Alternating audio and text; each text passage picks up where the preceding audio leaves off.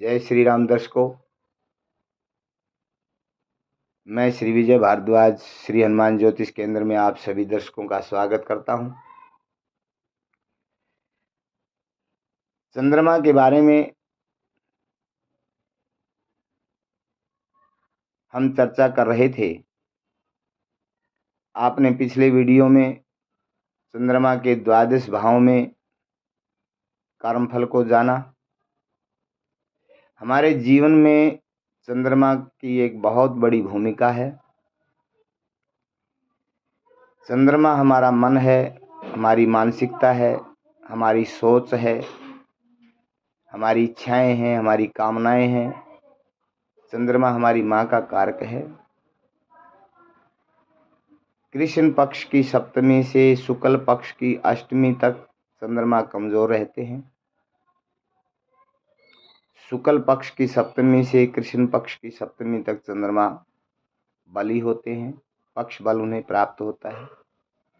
अगर किसी कुंडली में चंद्रमा चाहे उच्च के दिखाई देते हों, लेकिन पक्ष बल से अगर कमजोर हैं तो चंद्रमा का आपको शुभ फल प्राप्त नहीं होगा। इस प्रकार से अधिकतर कुंडली में बड़े बड़े राजयोग चंद्रमा से बनते हैं, तो बड़े बड़े दुर्योग भी चंद्रमा से बनते हैं। चंद्रमा को बलवान करना बहुत जरूरी है, क्योंकि चंद्रमा हमारी मानसिकता है। मानसिकता जब तक बलवान नहीं होगी,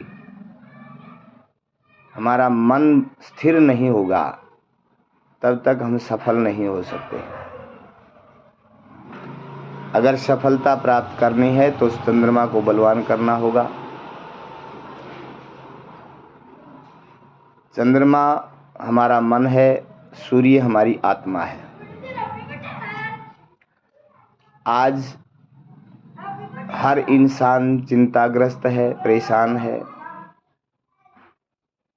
किसी न किसी दुविधा में पड़ा हुआ है। इसका कारण, सबसे बड़ा कारण है, रात्रि को देर रात तक जागना और सुबह सूर्य उदय के बाद तक सोना। देर रात्रि तक जागना चंद्रमा को कमजोर करता है। सूर्य उदय के बाद तक सोना सूर्य को कमजोर करता है। ये दोनों ही ग्रह अगर हमारे कमजोर हो गए तो फिर कुंडली में कितने बड़े बड़े राजयोग भी हों, उसका शुभ फल हमें प्राप्त नहीं हो सकता। चंद्रमा किसी पाप ग्रह से ग्रस्त हैं, पाप कृत्रि योग में है, कोई विष योग है, कोई जड़ योग है, कोई केमद्रुम योग है। केमद्रुम योग को तो बहुत बड़ा दुर्योग माना गया है। केमद्रुम योग से ग्रसित जातक आजीवन दर दर की ठोकरें खाने के लिए मजबूर हो जाता है, किसी कार्य में सफलता नहीं मिलती। इसी प्रकार अगर आपकी कुंडली में भी कोई दुर्योग लगा हुआ है और आप भी परेशान हैं, आपका हर कार्य बनते बनते अटक जाता है, आप कार्य बदलते हैं बार बार, लेकिन किसी कार्य में सफलता नहीं प्राप्त हो रही, आपके बच्चे का पढ़ाई में मन नहीं लगता, इंटरव्यू में जाता है, 1 या आधे नंबर से रुक जाता है, शादी में रुकावट, संतान में रुकावट, नौकरी में रुकावट, प्रमोशन में रुकावट, समय पर कोई काम का न बनना, व्यापार में रुकावट, घर में पितृदोष, देव दोष, गृह दोष, कराया धराया दोष, अनेक प्रकार के दोषों से पीड़ित या ग्रसित हैं।